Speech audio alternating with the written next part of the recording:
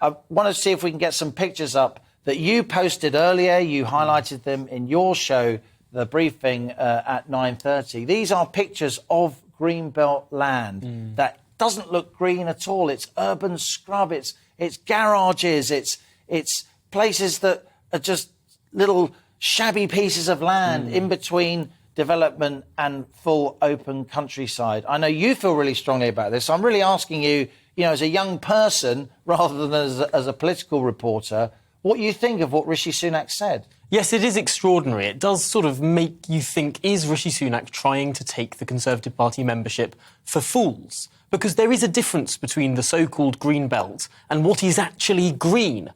A not insignificant part of the green belt is actually concrete, is built on or is dumped upon.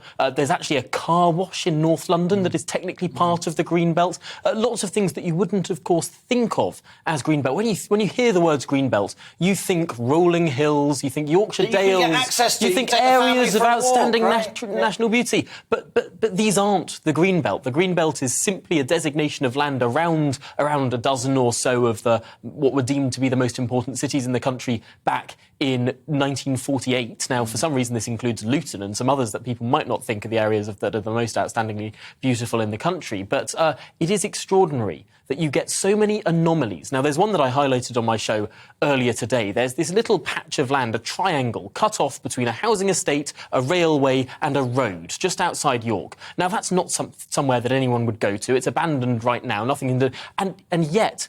it couldn't be built on because it was designated as greenbelt back in the 40s. Now, thankfully, the council managed to overturn that quirk. It's a very obvious piece of land that should have been built on. However, if Rishi Sunak got his way with that new policy, that wouldn't have been able to build on. It would sit derelict, it would sit abandoned, and it wouldn't be of any value to anyone. This is a potential policy that stops sensible rationalisation of the system done with community consent being done, and really puts us into a worse situation for housing than we are right now. Rose Grayston, let's turn to you. You are an independent housing consultant. You worked for Shelter for a long time. You and I have talked a lot on the show in the past about government policy on housing. Before this Tory leadership contest, before Boris Johnson resigned, we had Michael Gove as Community Secretary, Housing Secretary.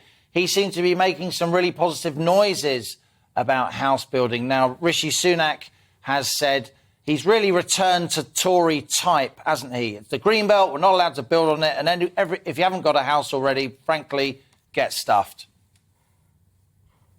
Well, yes, I very much agree with what Tom's just said, what you talked about in your introduction, Liam. The fact is not all Greenbelt is equal. Not in terms of the environmental value of that land, its quality, its location, or the role it can play in meeting local housing need. So in London especially, because of the acute housing crisis in the capital, it makes sense to look at the many plots of greenbelt land within 10 minutes of train stations and to strongly consider the role that land can play in meeting housing need.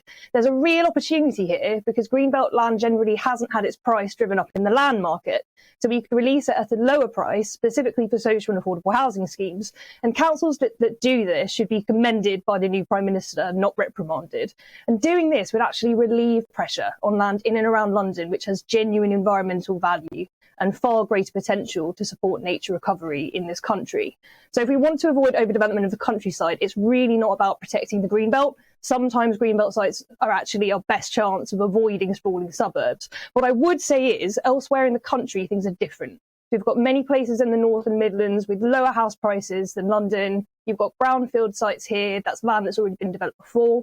In town and city centres, ignored by housing developers in favour of building on clean green fields, including land with greenbelt designation. And that's because lots of places, from Birmingham to Hull, have a post-industrial legacy of contaminated, mucky brownfield land that is costly to clean up for development. So developers prefer to build on greenfield sites, they prefer to build further out and make higher profits.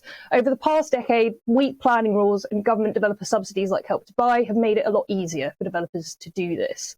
And we've created a load of land-hungry, car-dependent and not very sustainable communities that have also drawn investment away from improvements to existing homes and neighbourhoods in our cities, towns and villages.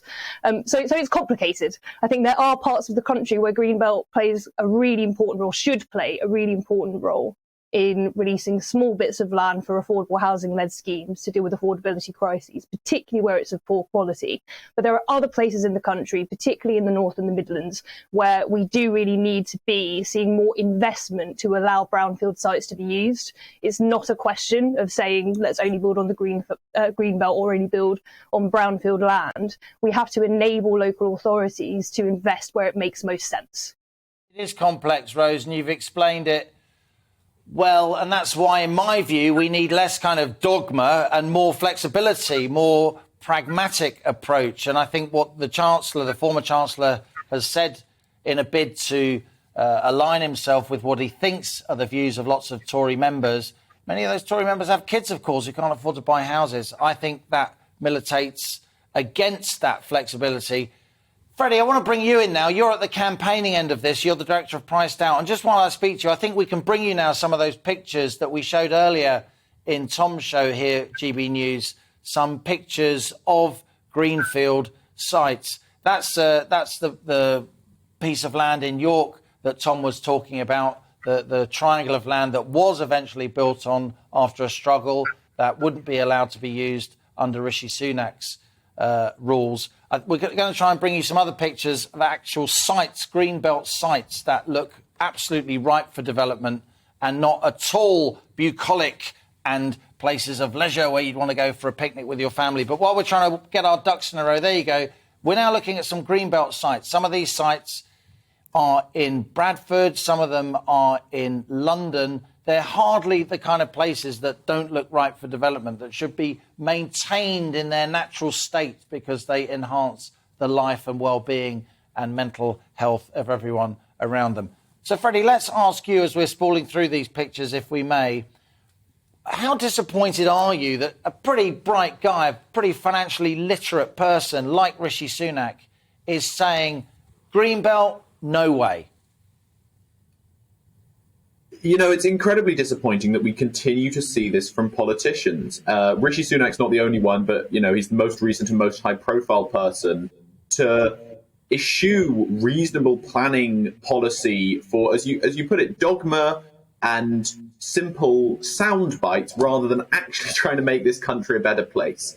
As you've pointed out, not all greenbelt is created equal, and not all greenbelt is greenfield. I think that it's this really unhelpful designation, and people often think that greenbelt simply means the countryside. But actually, greenbelt is a very specific policy tool that was designed to contain urban sprawl in the 40s and has been completely, taken outside of what it was meant to do. It's, as you said, sort of doubled in size over 30 years. It's huge percentage of this country is now greenfield, especially nearest to our most productive cities. And what it does is it means that people can't build close to cities, say on the 10 minutes walk around from a train station in the greenbelt, where studies show we could enable millions of new homes.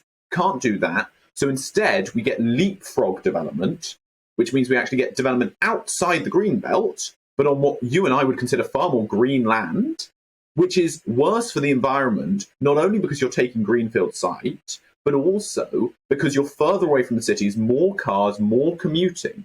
So this sort of dogmatic policy is completely unhelpful. It will not only reduce the supply of homes, which would be an absolute disaster and continue to worsen our already dreadful housing crisis, but it'll mean that the houses we do build are going to be in the more inappropriate places. Louise Oliver, very, very briefly, we've got to move on. But in the end, there's lots going on here. Working from home may mean that houses can be in other parts, not near towns where greenbelts often are surrounding. As Freddie Poser says, we're setting particularly younger adults up for longer commutes because they've got to leap over the greenbelt. The greenbelt's 30 miles wide in parts of the southeast.